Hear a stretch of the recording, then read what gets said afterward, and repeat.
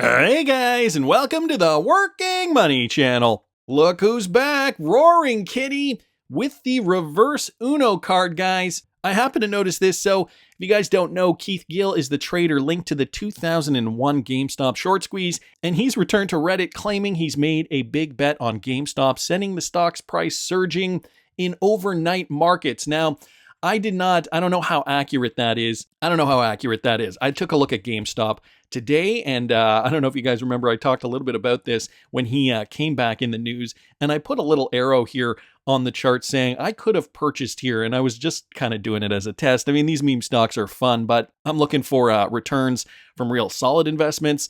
I used to do this kind of thing back in the day, but I don't know. It's just not my style really anymore. And so I guess this is the Friday candlestick. Oh yeah, I guess it did go up in pre-trade. This is, I'm recording this before the market has even opened. We are looking at $40 per share. It closed on Friday at $23.13. So looks like GameStop is back in play, guys. The GameStop stock surged over 19% in overnight trading after Keith Gill, known as Roaring Kitty, posted to Reddit that he's holding $181.4 million worth of GameStop stock, and you guys can see the screen grab here. I love that this is coming back. Boy, it feels like 2021 all over again, which is good for us because 2021 was a great year for cryptocurrency, great year for altcoins. But you know what? This time around, guys, I'm armed with more information. I'm not going to make the same mistakes twice. If you guys feel like you did not cash out enough crypto last bull run, you can follow me at patreon.com/workingmoneychannel. I've switched it up. I'm looking at different attributes of the crypto market to base my targets on. The other thing I've done is spread my capital into a very diverse portfolio. I have over 20 cryptocurrencies now. That would include my legacy crypto portfolio, so my XRP, my Bitcoin, those cryptocurrencies, and the new cryptocurrencies that I purchased within the last 12 months that I think still do have a chance to do very, very well this bull run. It is only $5 a month, and you can find all that information at patreon.com/workingmoneychannel. And boy, I mean, if we do get, the same kind of sentiment in 2020, I'm going to say the latter half of 24 and into 2025 as we did in 2021, well, I would definitely not reject that. Gill's screenshot shows he's gained over $9.3 million in his GameStop holdings and is holding a loss of nearly $2.5 million on his call options, at least right now.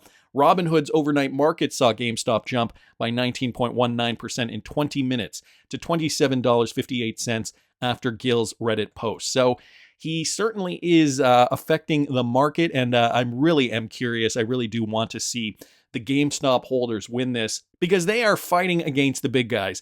In the long run, I have a feeling the big guys are going to win. They always win. This is why we kind of have to hedge our bets sometimes. I mean, I love the mentality here. I love the drive and the passion. But at the end of the day, guys, what are the big institutions going to be investing in?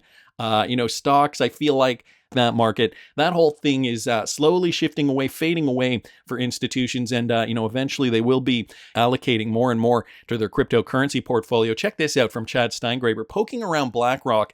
And BlackRock has 541 known crypto wallets. So these are just the ones that we know of. Connected to BlackRock specifically. You can see some of them are Coinbase.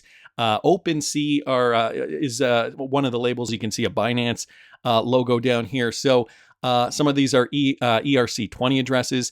But guys, just look at how many addresses they have. And these are just the public ones that we know about. 541 already. Megan down here asking what kind of assets, and Chad just responding there. So these are just some of the few that they already do hold. I will link all this in the description of the video for you guys if you're interested. So the institutional traders, they're realizing that cryptocurrency, I don't even know if they're really realizing it yet. If they think that it's just a speculative market and these cryptos are, I don't know, maybe they're still waiting. They're looking at their watches. Are these cryptos going to do something at some point? I think, though, they really have to find the value in these crypto projects. And when they do get the white papers, if they are looking at company pitches, for example, they would know that certain cryptocurrencies are going to hold more value than others.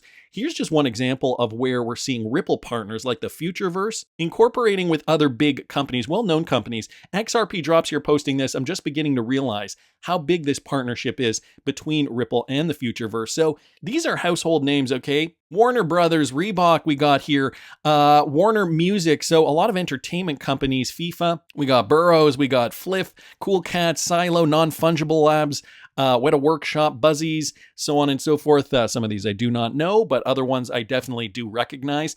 And guys, this is just one partnership with the futureverse. And so he says here the Root Network is also an AI blockchain using XRP as a gas fee token as well. So guys, this ecosystem is just going to get larger and larger, not to mention all these legacy partnerships that Ripple does have with central banks, leveraging RippleNet technology and leveraging the XRP token, because at the end of the day, it's ultimately about the XRP demand. Qatar Central Bank advances digital transformation with their CBDC infrastructure completion. So this is some news regarding that. We know Ripple has already partnered with the Qatar Central Bank. They just recently announced a significant milestone in the digital transformation journey with the completion of infrastructure for their CBDC project. This initiative marks a proactive effort by the QCB to stay ahead of the rapid global advancements in digital financial technologies. If you look down here, this particular CBDC project aims to enhance access to capital markets for domestic banks, streamline domestic settlements, and boost the efficiency of securities transactions. The first experimental phase of the project is scheduled to run until October 2024. So the end of this year, guys, again, all eyes are on end of 24 into 2025 when we're going to see natural liquidity enter the market because of the Bitcoin phenomenon. Key objectives include leveraging artificial intelligence, distributed ledger technology, so they mentioned DLT specifically here, and other emerging technologies to establish a robust framework that enhances liquidity and expands participation in financial market facilities. Information security will be a priority throughout the project's implementation. This initiative aligns with Qatar's third financial sector strategy, the fintech strategy, and Qatar National Vision 2030. So that's the other thing too, right? All eyes are on 2030. They really want to make this a real thing by the year 2030. And well, they've only got about 5.5 more years to do this. QCB emphasized the necessity of investing in modern technologies to build a pioneering system that accelerates digital transformation, as many other countries around the world are also doing. So, it's already good to know that they are invested. They're already partnered up with the #1 blockchain company that deals with banks. And the Middle East has already acknowledged that XRP is free and clear to be utilized in a real-world setting. So now it's just about scaling up. I think too, Ripple's stablecoin project will help with that scaling eventually when that project sees the day of light. So I wanted to thank Bank XRP for posting that.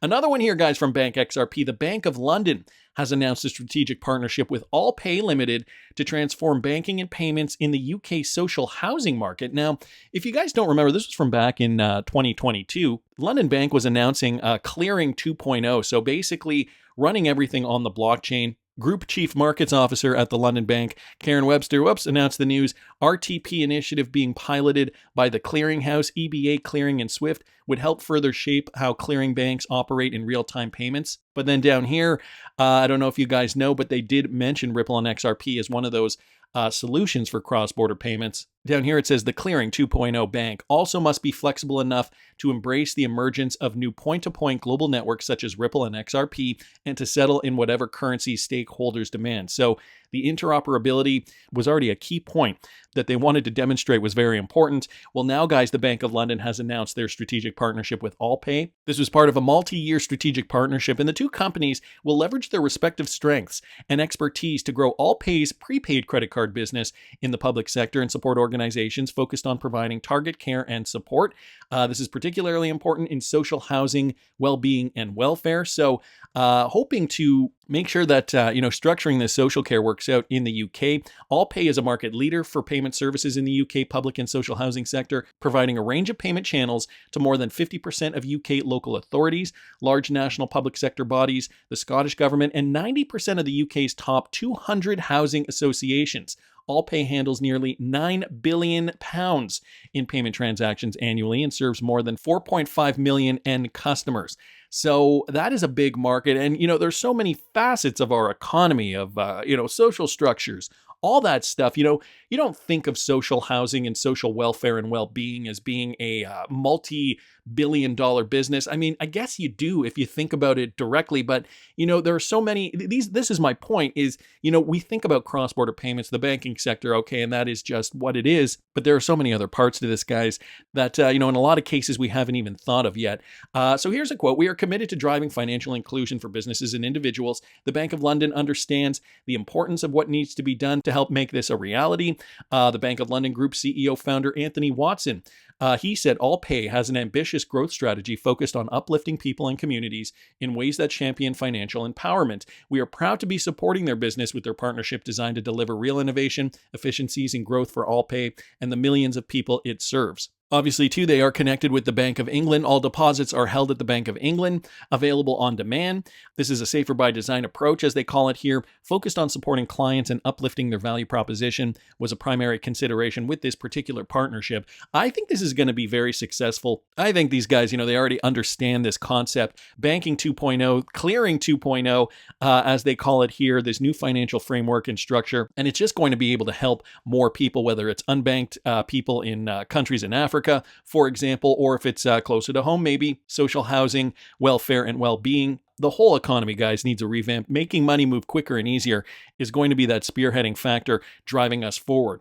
Anyway, wanted to thank, again, Bank XRP for posting that. Now, BondCrypt here, bringing us this. A clip from the Paul Barron show, and we know the connection to BNY Mellon, not to mention the heir dying mysteriously, locking away 5 million XRP. If you guys don't know that story, it's a crazy one. I'll link a video I did on that up here in the top right-hand corner. But here's Paul Barron and his assessment on tokenization and how we're moving forward with that. If this is going to be a bull run for XRP or for Ripple, tokenized assets are going to be the vehicle that this is going to, I think, transact around.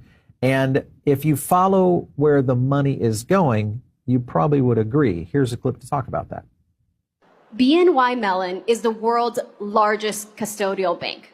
They're the bank that your banks bank with. And they did a study of institutional asset managers to get their opinions on what they think about this space. And that report found that 97% of asset managers believe that tokenization will revolutionize the asset management industry. The ones with more than $1 trillion, basically the largest asset managers, 100% of them are interested in this space. So I don't know about you, but I've always been told, follow the money. And this is where the money is going. And if you do follow the money and you also follow the major moves of key executives, because that usually is another indicator. Here's one right here. BNY Mellon's head of digital asset product departs for, guess what? Ripple. So do you guys see this? I mean, hopefully you're watching this right now and you're thinking, this is the potential, bellwether component of the market that is going to start to really perk its head up there in terms of real world assets and tokenized securities all starting to become part of this whole blockchain ecosystem. He finishes it off there by saying blockchain ecosystem. And if you guys didn't catch the video I did this morning, we were looking at some numbers in more detail. I will link that video up here in the top right-hand corner. An XRP to $10. I know it might not be the 3 digits or 4 digits that you guys are maybe hoping for. But guys, based in reality, we got to look at where this spec market is going to go. I mean, if we do coincide, though, with that real world utility by the end of 2024 and into 2025, which it does look like we are seeing, we could, in fact, get there. Now, Sir Trades a lot here, guys, bringing this to our attention. I know I've showed this clip and this clip on this channel in the past. Basically, Augustin Karstens here discussing this idea that we need to make a quantum leap into the future for technology. When the technology is mature enough to use, but before we get locked into rigid institutional frameworks or walled gardens erected by large financial institutions or by big tech companies. We have a once-in-a-lifetime opportunity to revisit the architecture of the financial system. Instead of asking what financial technologies will we use in the future, we should ask what will be the entire future financial system look like. And we should figure out the requirements to allow us to make the quantum leap to get there. You guys are already on the right path. That quantum leap to get there is coming very, very soon. Even take a listen to Sergey Nazarov of Chainlink and just get a load of the size of this market, how much tokenization is really going to take up.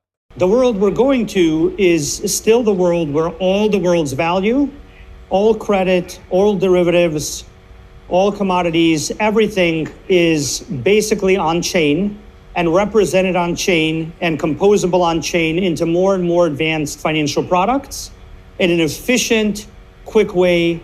So we're not talking months, we're talking minutes to seconds. Right now, what takes months will take minutes to seconds.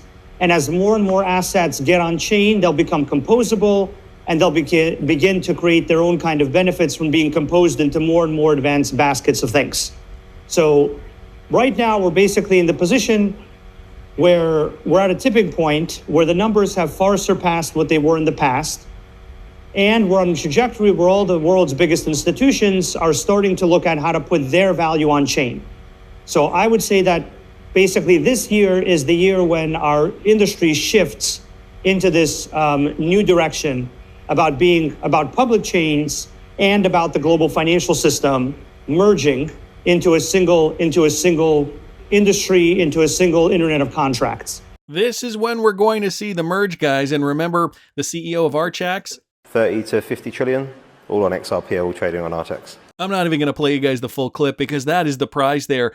30 to 50 trillion trading over Archax on the XRP ledger. So this is what we're seeing, guys. This is all the money, and it is going to flow through several different cryptocurrencies, several different chains, but the case for XRP taking a large portion of that is very high just based on what we've been already seeing. Tokenizing this revolution is going to take time, so buckle up. I hope you guys are going to join me for the ride. That's just my opinion, but I want to hear what you guys think. Please subscribe to the channel if you haven't already. Like the video if you like the content I'm providing. I always love hearing your comments.